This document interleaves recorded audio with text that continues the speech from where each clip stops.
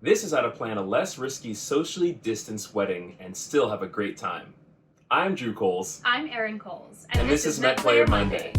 The Metropolitan Players played their first in-person wedding since quarantine on Saturday, June 27th, 2020. It was also the first wedding for the venue, the photographer, the videographer, the makeup artist, the florist, and of course, the couple. And before we say anything else, we have to say that it was such a joy to be back in action. Our couple was fun, sweet, easygoing, and surprisingly super calm. They really set the tone for the entire night, which was an absolute blast. The guests were amazing, the vendor team was great, and the band was thrilled to be celebrating with our couples again. Everyone involved did their absolute best, given that this was a very new situation for all of us. Yes, we've all read the blogs and have paid attention to the governmental guidelines, but actually being in person is a whole new ballgame. So many things were done extremely well. For example, every single vendor and every venue staff member wore a mask the whole night. There were sanitization stations set up throughout the venue in most of the entryways and high traffic areas. There were signs posted that encouraged guests to keep their distance, and only one person was allowed into any given restroom at a time.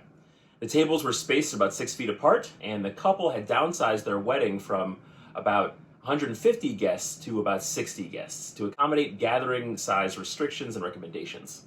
Before the wedding, we had a discussion with our couple regarding the size of the band and decided on a 4-piece group to better accommodate the space and wedding size restrictions. The couple expected their guests to be a bit too cautious to dance, so they requested low-key, cocktail-style music and agreed we should play to the vibe in the room if the vibe happened to change. But as soon as we started playing the kind of music that they requested, the dance floor filled up with couples slow dancing with each other. So we decided to pick up the tempo just a bit, and just about every single guest ended up on the dance floor. We quickly found out that after so many months in quarantine, cooped up with the same people, doing the same old routine, people were ready to dance. Our job is to get everyone dancing and having a great time. That's something we're pretty darn good at doing, so we weren't totally surprised. That said, I don't think any of us expected all of the guests to so freely join the dance floor, most of them without masks. Since this wedding went so well, we are going to use it as a learning experience to offer some recommendations and advice to help keep you, your guests, and your vendors comfortable and to minimize the risk of spreading COVID-19 at your wedding. So if you're planning to keep your wedding in 2020, we're here to say that it's totally possible. And here are some things to consider when it comes to music and dancing. First, ask your band if they're flexible and can send a smaller band if needed. Our 627 couple, Corinne and Andrew, asked for a smaller group as soon as they knew they might have to downsize. And they're the whole reason we're now offering this to other couples. In our experience, most wedding vendors are trying to be flexible with their service offerings and provide options that better fit the current circumstances. So it doesn't hurt to ask. Your vendors are going to know their own area of expertise best and should be able to offer their best recommendation on how to proceed. Next, if you're downsizing, we would recommend sticking with a large room. At this particular wedding, the couple downsized their guest list from about 150 people in a large ballroom to about 60 people in a smaller space typically set aside for an indoor cocktail hour. The tables were 6 feet apart and the dance floor was downsized to about an 8x8 square. This was the perfect size because the only planned dancing was the first dance and parent dances. And if you know anything about us, you know that we did a little more than just the special dances. In fact, people danced for the entirety of the night.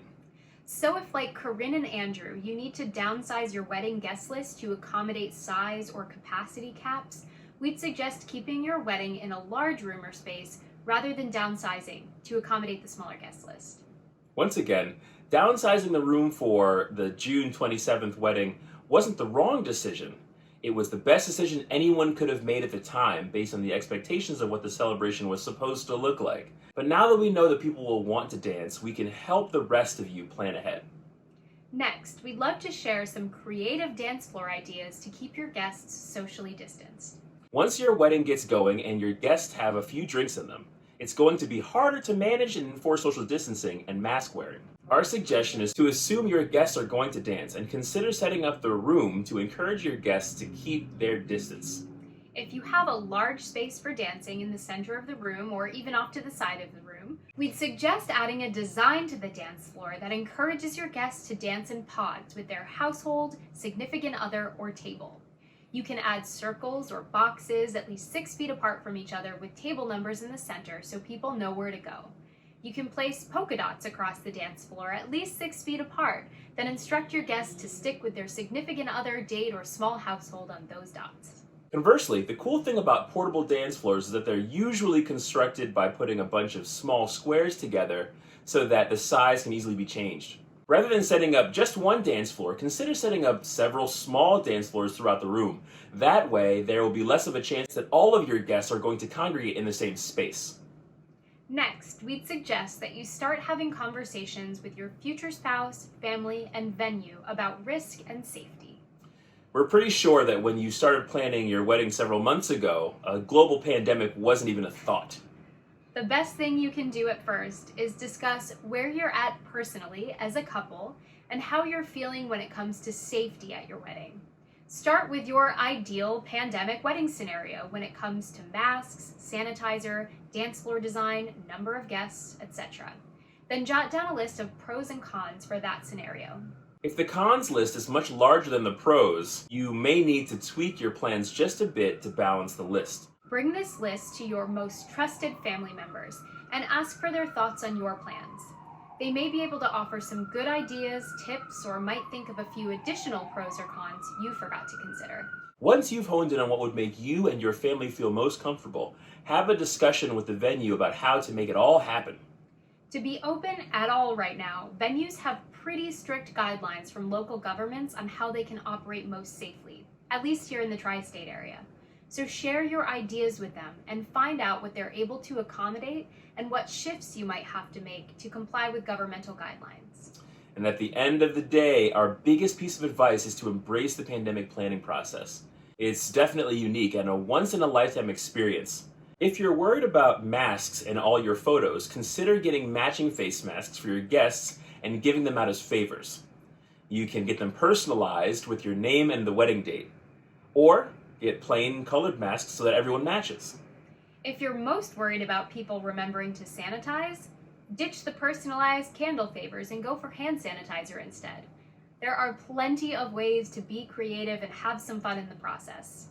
We know that having your wedding in the middle of a pandemic isn't ideal, but at least you're still able to have your wedding. You still get to marry your sweetheart. You still get to celebrate, and you also get to leave with peace of mind that you deeply consider the comfortability, risk, and safety of all of your guests. Next, if you have the option to hold your wedding outside, definitely consider it.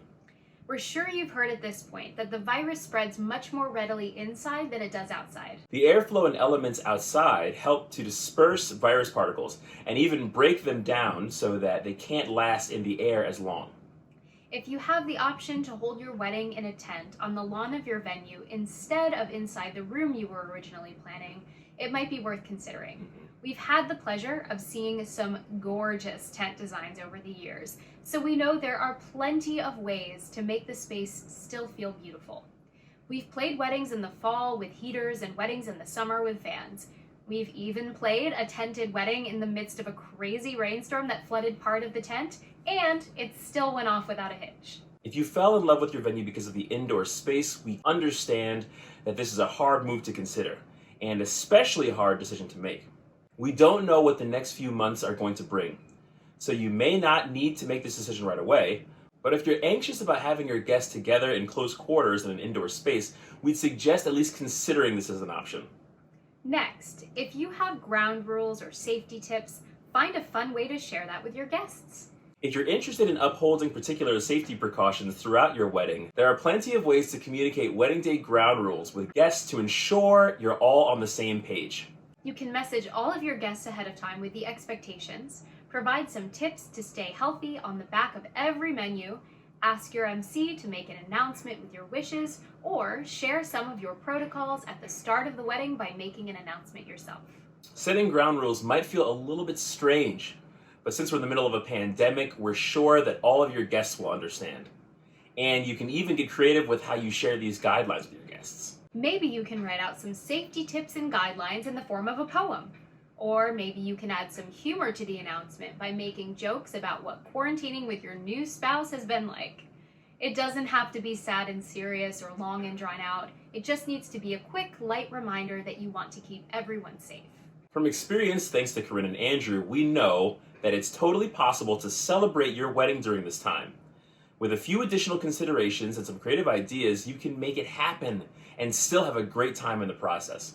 Although we don't have all the answers, we're always happy to offer advice when we can. Don't hesitate to reach out to us at info@metropolitanplayers.com if you need help with anything. We're here for you, and we're here to support you in making musical memories.